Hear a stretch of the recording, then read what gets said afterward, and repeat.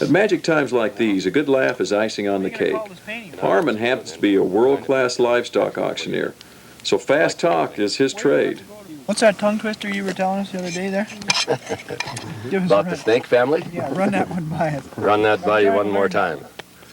I told one of your hands the other day that I'd give him $100 if he could repeat it, you know, Okay, right after I got done. But I bet he can't.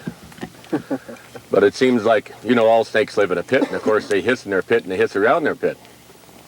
And they go to the neighbor's pit to hiss every now and then, and they'll hiss in the neighbor's pit and, you know, hiss around the neighbor's pit, and they had some neighbors named Potts.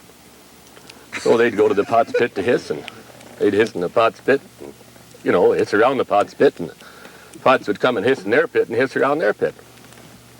Well, it seems like this Mrs. Snake had some business to do downtown, and she was afraid to leave her little snakes hissing around her pit by themselves. So she said, today while I go shopping, I want you to go over to the Potts pit to hiss. She said, go on over and hiss in the Potts pit and hiss around the Potts pit. I'm afraid to leave you home hissing in our pit while I'm gone. Something might happen to you. So she left, and they crawled over to the Potts pit and hissed in the Potts pit and hissed around the Potts pit for a while, and pretty soon Mrs. Potts came out, and she said, how come you're over here hissing in my pit? Why aren't you home hissing in your own pit?